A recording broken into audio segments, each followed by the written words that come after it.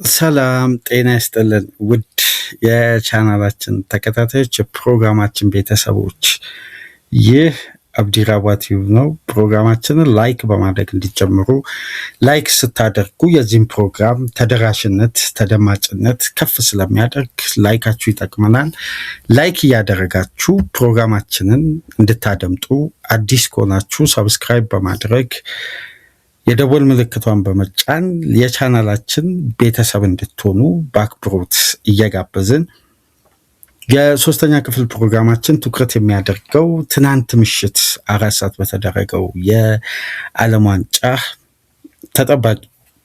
ተጠባቂ ጨዋታ በፈረንሳይና ሴኔጋል መካከል የተደረገው ጨዋታ በፈረንሳይ 3-1 አሸናፊነት ሲጠናቀቅ ኪሊያን ኢምባፔ 66ኛ ደቂቃ እና 90 ሲደመር 6 ላይ ሁለት ግቦችን ማስቆጠር ሲችል ባርኮላ አንደኛዋን ግብ አስቆጥሮ ለሴኔጋል ከሽንፈት ያላዳነችዋን ኢምቤ ተቀይሮ ገብቶ የፒኤጂ አካዳሚ ውጤት የሆነው ተጫዋች አስቆጥሮ 3-1 በፍራንስ አሸናፊነት ተጠናቋል። የውድድሩ ፌቨራይት ቡድን ወይም ይህን ውድድር የማሳካት እድል ከተሰጣቸው ሀገራት መካከል ምናልባት ግንባር ቀደምና ተቀዳሚ ከሆኑ ሀገራት መካከል አንዷ የሆነችው ፈረንሳይ የመጀመሪያ ምድብ ጨዋታዋን በድል በኤምባፔ ኦሊሴ ባርኮላ አሸብርቃ አምሽታለች። ሁለት መልክ የነበረው ሁለቱ 45ቶች በተለያየ መልኩ ተጠናቀው እንግዲህ ፍራንስን ለድል ከረፍት በኋላ በትዕይንት በተሞላው እንቅስቃሴ 4 ግቦችን ተመልክተን 3 በፍራንስ 1 በሴኔጋል አማካኝነት ተቆጥሮ ጨዋታው 3-1 ተጠናቋል። በጣም ሁለተኛ 45 ለእግር ኳሱ ቤተሰብ ማራኪ ፉክክር ተደርጓል። ከረፍት በፊት የነበረው ጨዋታ ብዙም አዝናኝ ባይሆንም ከረፍት በኋላ ግን በትዕይንት የተጠናቀቀ ምርጥ ጨዋታ ነበር። ታዲያ በዚህ ጨዋታ ዙሪያ ሰፊውን የፕሮግራማችንን ክፍል እዚህ ላይ እናተኩርና በሁለቱ ሀገራት የእርስ በርስ ግንኙነት ላይ ትኩረት አድርገን እንወያይ ይሆናል። ከፈረንሳይና ሴኔጋል ጨዋታ በኋላ የተደረገው የኖርዌይና የኢራቅ ጨዋታ በኖርዌይ 4-1 አሸናፊነት ሲጠናቀቅ ኤርሊ ሃላንድ እንደ ኪሊያን ኢምባፔ 2 ግቦችን ማስቆጠር ችሏል። ሃላንድም የጨዋታው ኮከብ ተብሏል። በፈረንሳይ ጨዋታ ሚካኤል ኦሊሴ ነበር የጨዋታው ኮከብ መባል የቻለው። በዚህ ፕሮግራም እንግዲህ የአርጀንቲናና አልጄሪያን ውጤት እንዳናካትት ጨዋታው ገና መጀመሩ ነው። ይህም ፕሮግራም በምናሰናዳበት ወቅት ጨዋታው 1 ደቂቃ ላይ ነው የሚገኘውና ይህ ፕሮግራም ወደ እናንተ ተደራሽ ሲሆን ያለውን ውጤት ለአድማጮቻችን በኮሜንት መስጫ እንድታስቀምጡ በአክብሮት እየጋበዝን ዛሬ ጨዋታዎች ሲቀጥሉ ንጋት 1 ሰዓት ላይ ኦስትሪያ ከጆርዳን ጨዋታቸውን ያደርጋሉ። ምሽት 1 ሰዓት ዛሬ ፖርቱጋል ከዲሞክራቲክ ኮንጎና ምሽት 4 ሰዓት እንግሊዝ ከክሮኤሽያ የሚያደርጉት ጨዋታ በደንብ በእጅጉ ይጠበቃል። ግን ትኩረታችን በቀጥታ የሚሆነው ኪሊያን ኢምባፔን እና ፈረንሳይ በተመለከተ ይሆናል። ምን አይነት አስደናቂ ጨዋታ ተመለከትን በምሽቱ? በተለይ የኢምባፔ አስፈሪ የሜዳ ውስጥ እንቅስቃሴ፣ አስደናቂ የተጫዋቹ የሜዳ ውስጥ እንቅስቃሴን ተመልክተናል። አድማጮች ይቅርታ አድርጉልኝና 2 ሰዓት ነው ፖርቱጋል ከዲሞክራቲክ ኮንጎ፣ 5 ሰዓት እንግሊዝ ከፖርቱጋል ጨዋታ እንግሊዝ ከክሮኤሽያ፣ ፖርቱጋል ከዲሞክራቲክ ኮንጎ በጊዜ 2 ሰዓት፣ እንግሊዝ ከክሮኤሽያ ምሽት 5 ሰዓት የሚደረግ የብሔራዊ ቡድን ጨዋታ ነው። ዛሬ የዓለም ዋንጫ ፊክቸር እንዲሁም ሌሊት 8 ሰዓት ላይ ጋና ከፓናማ፣ 11 ሰዓት ላይ ኡዝቤኪስታን ከኮሎምቢያ የሚደረጉ ፊክስቸሮች ይሆናሉ። እስቲ የውድድሩን ትልቁን ግምት ያገኘችው ክለብን ብሔራዊ ቡድን እንመልከት።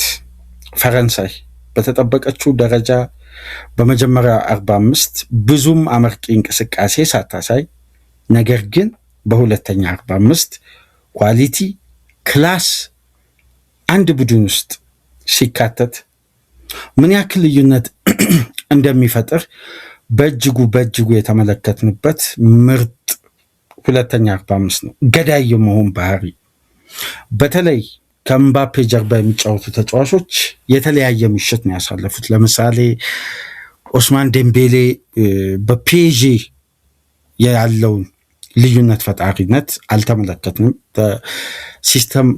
በሲስተምም በህመምም ምክንያት ይሄ ተጫዋች ጨዋታው ላይ ተነጥሎ ነበር። ተቀይሮ የገባው ባርኮላ ግብ ማስቆጠር ችሏል። አስደናቂ አጨራረስ። እንደውም ከሰሞኑን በባርኮላ ዙሪያ የሀሳቦችን ልዩነት ስናነሳ ነበር። ይህ ተጫዋች በሊቨርፑል እና በአርሴናል በእጅጉ ይፈለጋል። ፒኤስጂ መሸጥ ፍላጎት እንደሌለው ይነሳል። ግን ሁሉም የእግር ኳስ ቤተሰብ ያነሳው አንድ አይነት ሀሳብ አለ እና ምናልባት በሚጎለብት ብቃት ውስጥ ያለ ወጣት ተጫዋችን ከወዲሁ ስለ አጨራረሱ ሲነሳ በግዙፉ ውድድር በዓለም ዋንጫ በገባ በሁለተኛው ተች ያን የሆነ ቺፕ አስደናቂ ቺፕ አሳይቶናል በእግሩ አጨራረስ እና ምናልባት የአጨራረስ የተጫዋቹን የፊኒሽንግ ኳሊቲ እና ብሬን ውስጥ ያለውን የጨዋታ እውቀት ያሳየ ይመስለኛል በግሌ እና ባርኮላ ላይ ከፊኒሽንግ ጋር ተያይዞ ለምታነሱት ጥያቄ እንግዲህ የምሽቱን ጨዋታ ጋብዘናቸዋል። የብራድሊ ባርኮላን ጉዳይ ግን ትልቁ አርዕስት የሆነው ኪሊያን ኢምባፔ በሪከርድ የታጀበ ምሽት። በእርግጥም ለባፔ የተሰጠው የምሽቱ ከፍተኛ ሙገሳና ተጫዋቹን ገዘፍ አድርጎ ወርልድ ክላስ ተጫዋች መሆኑን በነጩ ቤት የውድድር ዓመቱ የተጠናቀቀበት መንገድ ለባፔ ጥሩ አልነበረም። ተቃውሞ በማድሪድ ደጋፊዎች ደርሶበት በከፍተኛ ትችት ተቃውሞ ሜዳ ተቀይሮ ሲገባ የተቃውሞ ድምፆች ነበሩ። ባፔ ጥሩ ሲዝን አላሳለፈም፣ ግን የላሊጋው ኮከብ ጎል አግቢ በአጠቃላይ ደግሞ ከ40 በላይ ግብ አስቆጥሮ ነው ያጠናቀቀው በዘንድሮ ሲዝን። ይሄ ደግሞ የባፔም ኳሊቲ ከሚያሳዩ ትላልቅ ጥንካሬዎች መካከል አንዱ ነው። የትናንት ምሽቱ ግን የተጫዋቹ 2 ግብ ሌላ ታሪክ መመዝገብ ችሏል። ኪሊያን ኢምባፔ የምን ጊዜ የፈረንሳይ ከፍተኛ ጎል አስቆጣሪነትን ሪከርድ ደረጃን ከኦሊቪየር ዥሩ በመንጠቅ አንደኛ ደረጃ ላይ መቀመጥ ችሏል በ58 ግብ። ዥሩ 57 ግብ ነበረው። ሁለቱንም ግብ ማስቆጠር ሲችል ባፔ 57ኛና 58ኛው የኢንተርናሽናል የፈረንሳይ ብሔራዊ ቡድን ጨዋታው ነበር። ተጫዋቹ 57ኛና 58ኛውን ግብ ትናንትና ምሽት ሴኔጋል ላይ ከረፍት በኋላ ፈረንሳይን ቀዳሚ ያደረገች የበለጠ 3ኛ ግብ ሆኖ ደግሞ ውጤቱን ያረጋገጠችው 2 ምርጥ አጨራረስ፣ አንዱ ከኤሪያ ውጪ እስካሁን ድረስ በውድድሩ ካየናቸው ግቦች ውስጥ ምርጡ 3ኛው ግብ በእጅጉ አስደናቂ ግብ ነበር ማስቆጠር የቻለው።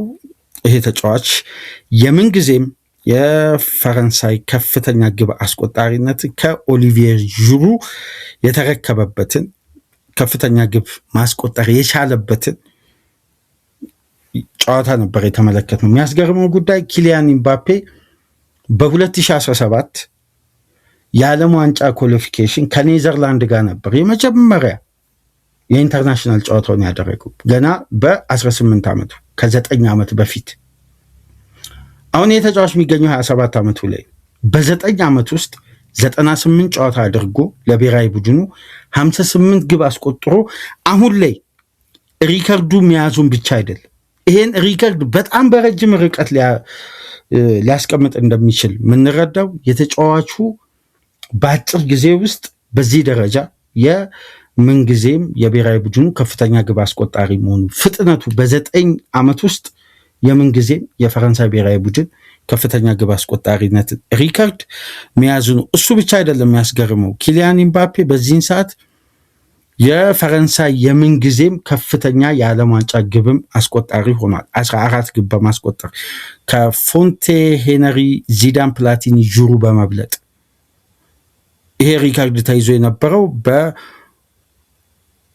በፎንቴን ነበር 13 ግብ በማስቆጠር። አሁን ኪሊያን ኢምባፔ 14 የዓለም ዋንጫ ግብ አስቆጥሯል። በ15 የዓለም ዋንጫ ጨዋታ 14 ግብ። ኪሊያን ኢምባፔ በጣም አስደናቂ የብሔራዊ ቡድን ጉዞውን እንደቀጠለ ነው የሚገኘው። በ15 የዓለም ዋንጫ አፒሪያንስ 14 ግብ አስቆጠረ፣ 3 አሲስት። ከ14ቱ ግቦች ውስጥ ደግሞ 4ቱን ያስቆጠረው በፋይናል ነው። አርጀንቲና ላይ ሃትሪክ ሰራ በኳታር 2022። ከዛ ቀደም ብሎ ፈረንሳይ ባሳካቸው የዓለም ዋንጫ ክሮሺያ ላይ አንዷን ግብ ማስቆጠር ችሏል።